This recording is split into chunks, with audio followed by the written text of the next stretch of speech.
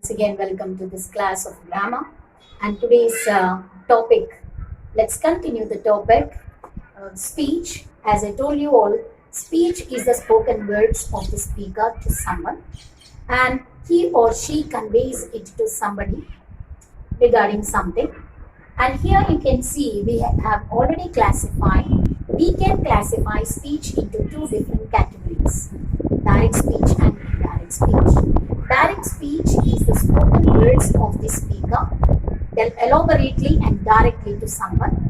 And whenever the second person is taking up the words spoken by the conversation of someone, rules and regulations of changing speech from direct to indirect speech.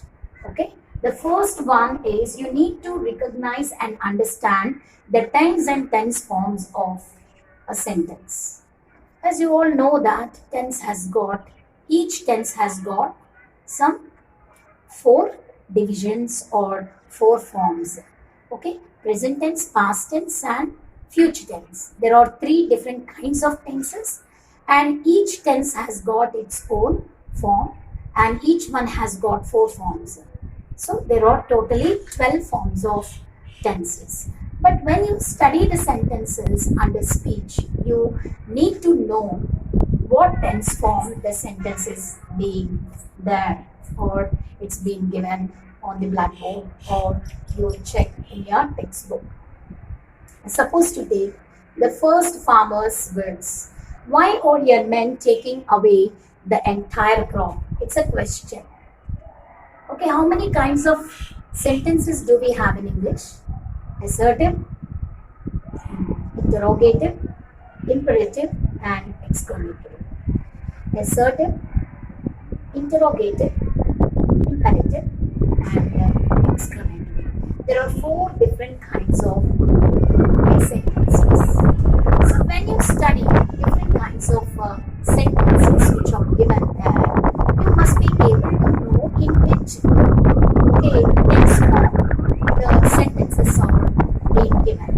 Okay, and you must be able to understand the tense form of the given sentence.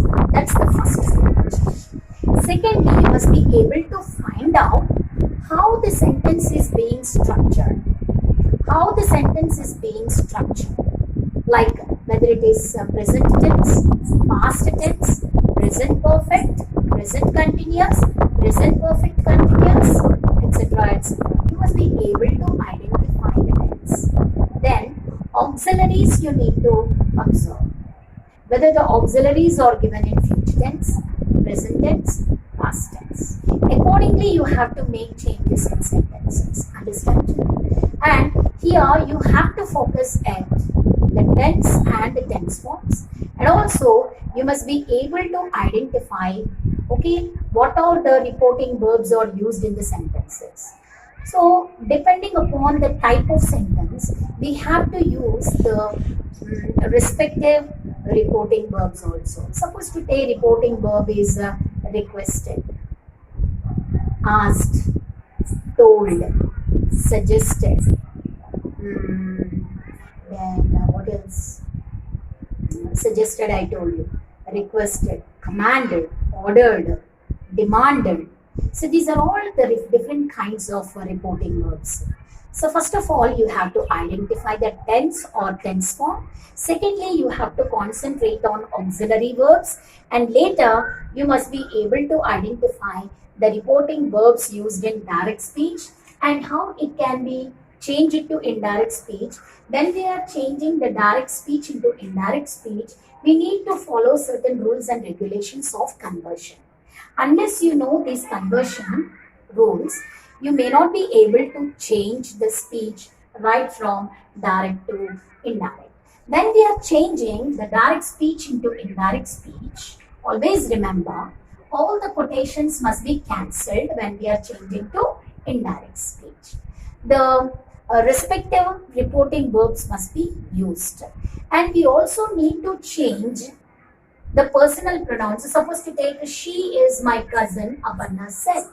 Aparna said that is became was here. So when we are changing simple present, okay, Suppose in the direct speech, if you come across simple present, when it comes to indirect speech, it would become simple past. That's why is became was. And when you are changing the reporting verb said to indirect speech, from direct to indirect, it becomes said that. That is the conjunction when we are changing assertive sentences into assertive sentences of the direct speech. As I told you, indirect speech is also known as, it is also called reported speech, because we are reporting the words of somebody or the conversation of someone into somebody's speech, or others' words we are reporting. Her words I am reporting into my speech. I am conveying this message to the third person. Have you understood? So when we are changing from direct to indirect speech, first of all, we need to change the tense or the form of the tense, and we have to focus at modification of the auxiliary verb, okay, present to past. And other changes are also would occur, like personal pronouns also would be changing. Here, my became her. Here, my belongs to she, and here her belongs to Aparna, Aparna's cousin. Her cousin means Aparna's cousin.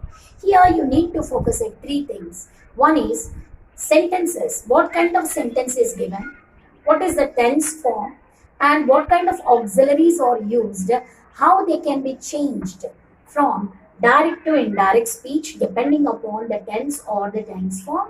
And also you have to focus at the personal pronouns which are used in direct speech to indirect speech. Here one sentence is given. I just wanted to convey it to you. Why are your men taking away the entire crop? Suppose if I wanted to change this sentence, one of the Indian, I'm changing like this, one of the Indian asked the British official why their men were taking away the entire crop. Once again, why all your men will become why their men. Your men means their men. Why their men were taking away. Their men or will become verb, no? Their men were taking away the entire crop. Here, interrogative sentence must be changed to how? Why are your men? It's a straightaway question to somebody. What is your name? The stranger asked me. The stranger asked me what my name was. This is the way you have to change. Not he asked me what is my name. That's wrong. Okay, suppose sometimes you come and give some news to me. Ma'am, she said that she wants to come to you. No, you should not say like that. Ma'am, she said that she would like to. She will come to you is wrong. Okay, she wants to. She wanted to come to you. She wants will become she wanted to. Why, you know? You are reporting the words of that girl to me. Okay, so here also some changes. Why are your men taking away the entire crop? One of the Indians asked the British official why their men were taking away the entire crop. Let's come to the second farmer. Your men have taken away everything. Your men have taken away everything. Could you please tell me in which tense form it is being given? It's present perfect.